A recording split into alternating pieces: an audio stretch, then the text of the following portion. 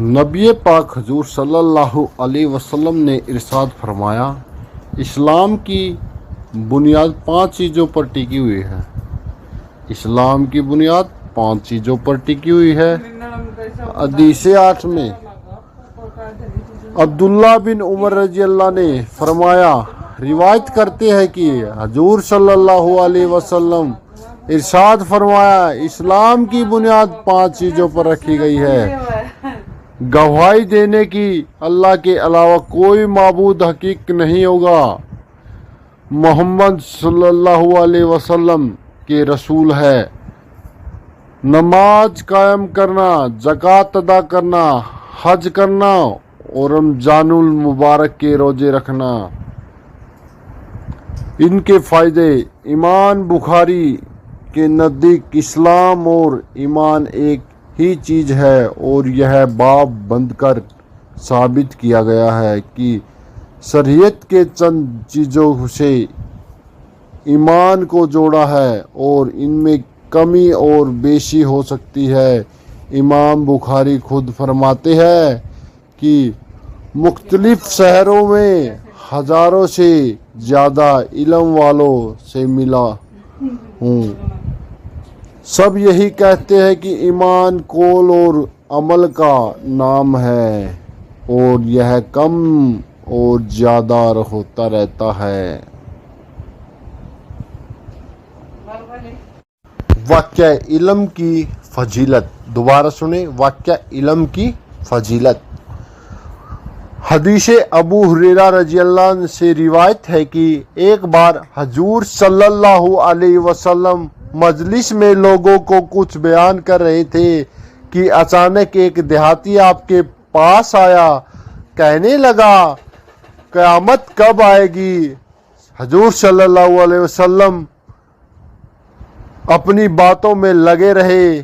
کچھ لوگ کہنے لگے، آپ نے دیہاتی کی بات کو سن تو لیا ہے لیکن اسے پسند نہیں فرمایا، اور کچھ لوگ کہنے لگے، ایسا نہیں بلکہ آپ نے سنا ہی نہیں۔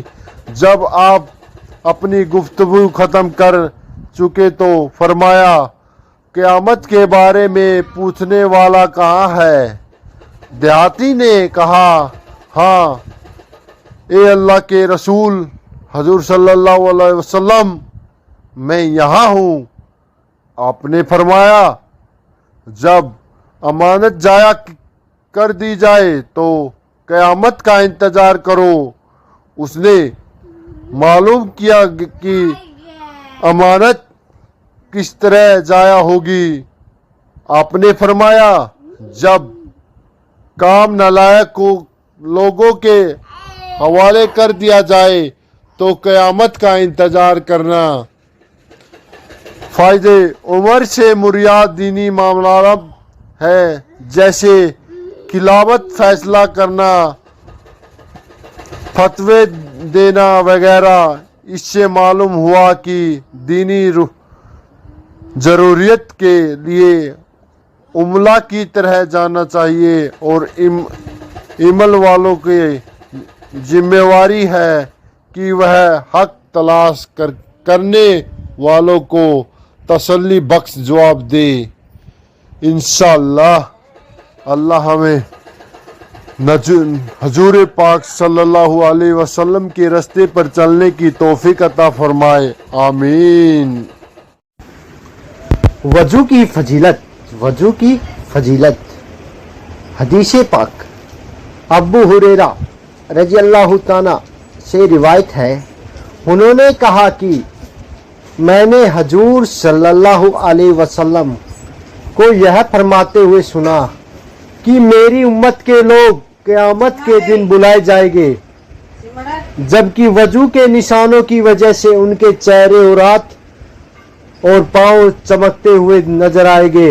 اب جو کوئی تم میں سے چمک بڑھانا چاہتا ہے وہ وضو کرے اور 5 ٹائم کی نماز فجر عطا کرے، اللہ تعالیٰ انہیں جنت کے راستے کھول دے گا۔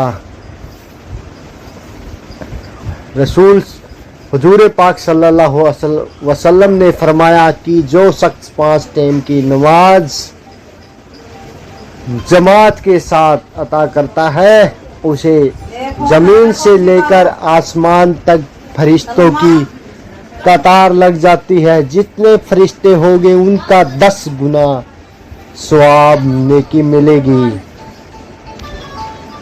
नमाज के वक्तों का बयान, नमाज के वक्तों का बयान, नमाज के वक्तों और उनकी फजीलत।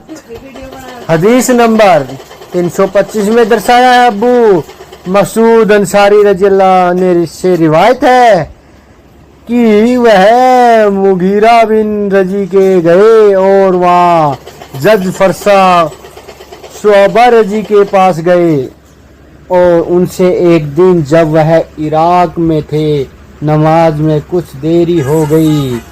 अब्बू मकसूद रजी ने उससे कहा है, ए मगीरा रजी, तुमने यह क्या किया? क्या आपको मालूम नहीं एक दिन जिब्राइल अलैहि आए और उन्होंने नमाज पढ़ी तो रसूल सल्लल्लाहु अलैहि वसल्लम ने भी साथ पढ़ी। फिर दूसरी नमाज का वक्त हुआ, जिब्राइल अलैहि के साथ रसूल सल्लल्लाहु अलैहि वसल्लम ने नमाज पढ़ी। फिर तीसरी नमाज का वक्त हुआ, जिब्राइल अलैहि के साथ रसूल सल्लल्लाहु अलैहि वसल्लम ने नमाज अदा की।